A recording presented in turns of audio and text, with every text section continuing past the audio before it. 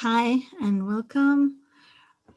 We're going to start today with the Parasha Meditation, and we start with the new upcoming Parasha, Parashat Yitro. It's the Parasha where we receive the Torah, and so I compare, it says that the Torah is a tree of life. It says that in Mishle and Proverbs, but and we sang that song on Tu B'Shvat, Etz Chaim Hi, Lama Chazikim Ba. But also I want to say that the Torah is a tree of love. And how does that work? Branching out from the trunk of our central Torah leadership. This tree reflects absolute unity. Unity of the Jewish people, which is the prerequisite for receiving the Torah, is that unity that we have together.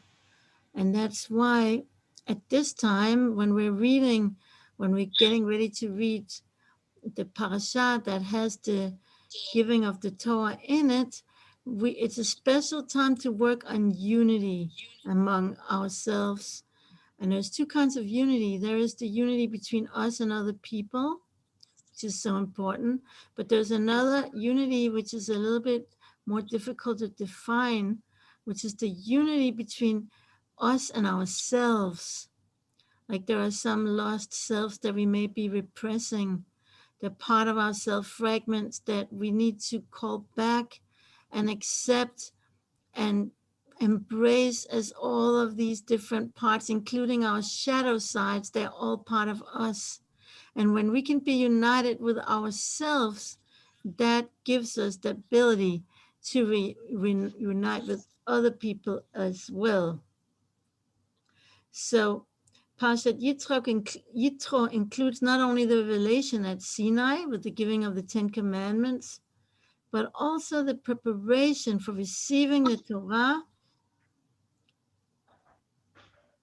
which can be the most appropriate source of psychological and sociological insight into accepting and growing with the Torah, growing in the Torah.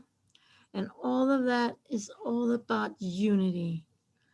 About unity with myself is also about attaining integrity so that our outer speaks can be united with our inner thoughts and feelings. Like, for example, this Shabbat, someone asked me if it was okay, something they did, if it was okay. And it really wasn't okay for me. And I said, no, I do not think it's okay. My husband was upset with me. But I have to be in integrity. I have to say, if someone is asking me, it's okay. I have to say the truth if it's not okay. By me, I can't just say, yeah, sure, have a nice day. Like just make a surface on the outside that is not who you really truly are, what you really truly believe. So this is what it says about the preparation of receiving the Torah in the chapter 19 of Shemot, verse 1 and 2. It says, in the 3rd month, after the children of Israel had gone out of the land of Egypt, on that day they came to the wilderness of Sinai. Having journeyed from Rephidim, they arrived at the wilderness of Sinai and encamped in the wilderness. Then it says again, Israel encamped there facing the mountain. So it's interesting, even, it's interesting because even after being recharged spiritually, we must return to clean our original mess.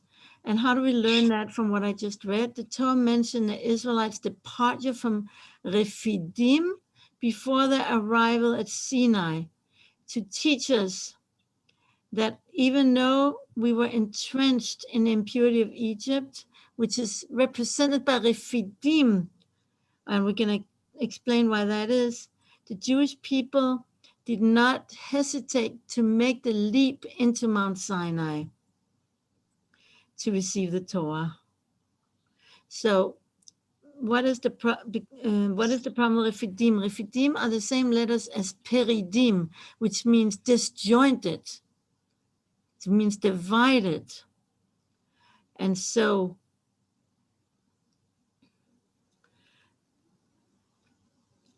by increasing light, we can push away much darkness. This is a principle in Chassidut. Instead of working on the negative and trying to get rid of the negative, we want to work on increasing light, and then the negative automatically go away. So the departure from Refidim is repeated after the arrival at Sinai, as I just read for you. It's what I read for you. I'm gonna just repeat it so it's more clear. First, it says they arrived at Sinai in the 3rd month, and then it says they had journeyed from Refidim, and then it says again that they arrived at Sinai.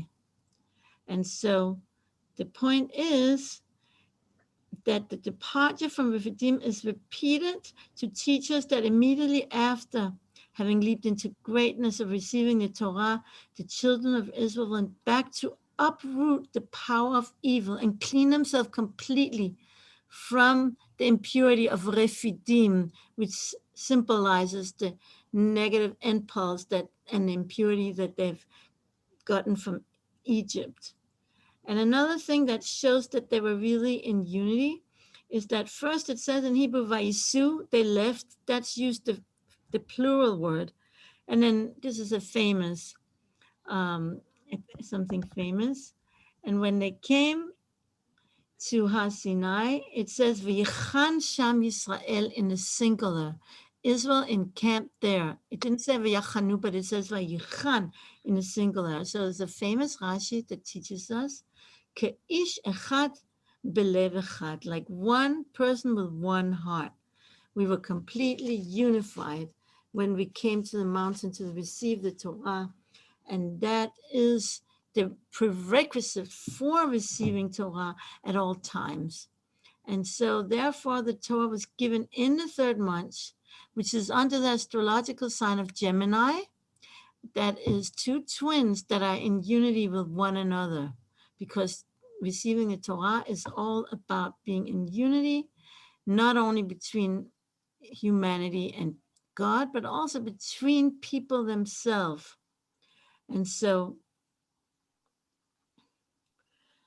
another interesting idea is that when the giving of the Torah at Sinai, the letters did not want to come down into the physical world, not until the Jewish people had become completely united, then the letters of the Torah agreed to come down into the physical world.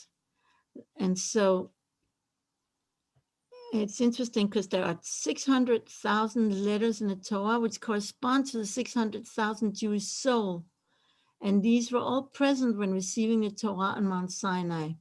If one letter is missing, the Torah scroll is not kosher. If one of the Jewish souls is missing, we wouldn't have been able to receive the Torah. If the letters are too far from each other in the Torah, in the Sefer Torah, the entire book is disqualified. And so we too need to be close to each other as Jews to be completely united. Even if there's social distancing, we're like one people with one heart, so that we can connect with the Torah and unite with Hashem. We are a triad that can never be disconnected. The Jewish people, the God of Israel, and the land of Israel. Like the people of Israel, the God of Israel, and the land of Israel, we're all one. So now I'd like to start with the meditation. So make yourself comfortable on a cushion or in a chair. Close your eyes. Take several deep breaths. Keep breathing and relax even more. Feel conscious of your body. Visualize its shape.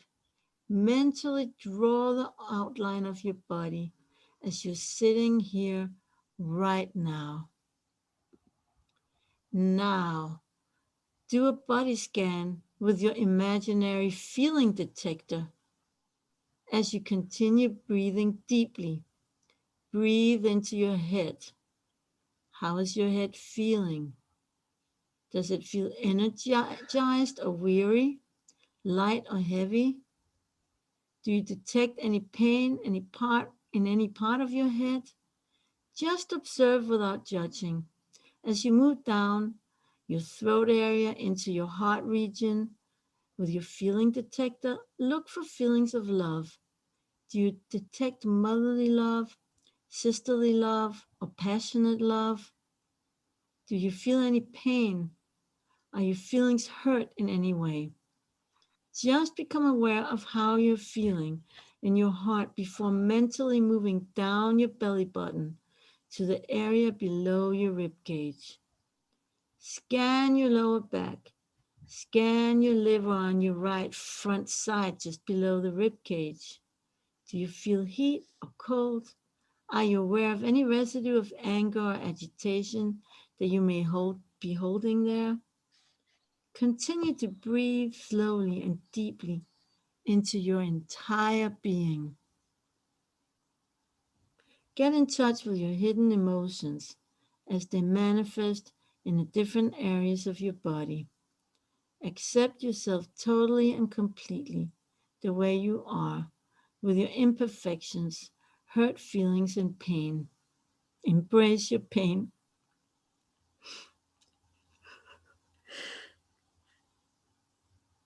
Allow yourself to feel and connect with whom you truly are. Are there any discrepancies between your true self and the facade you put on for others? The appearance you project outwardly? Just observe, and become aware without judging. Make a mental decision to allow your outside to reflect your inside, to become toho kevoro, to unify your inner and your outer self. Recite an intentional prayer to Hashem for a blessing to be successful in this endeavor. As you continue breathing, visualize yourself as a tree with your feet rooted deeply in the ground and your arms branching out above your head, ready to reach out and receive. Imagine yourself as a branch in a much greater tree. This tree represents your family and community. Who is the root of your tree? From which branch does your branch emanate? Think about the people who influence you and envision how your branch receives nourishment from them. Who are the children of people that you influence? Imagine them as fruits on your branch. Which fruits does your branch bring forth into this world? Visualize your branch as emanating from a larger branch, which emanates from a much larger branch in return, which emanates from an even greater branch. Each branch gives love and nourishment to the branches emanating from it. Continue for an endless amount of branches, as many as you can envision in this gigantic tree of love.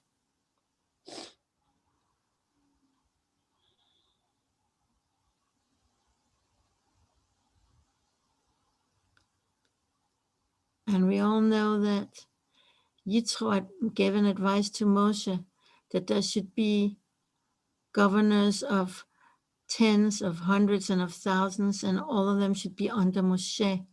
And that's also like this tree that branches out from Moshe, the stem, to the branches, and the ones that are in charge of the hundreds, and they branch out more to the ones who are in charge of the tens, and etc.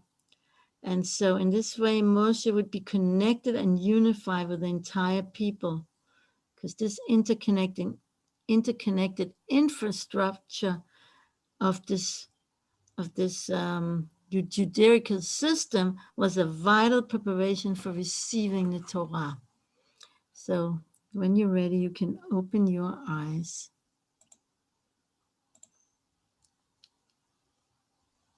Okay.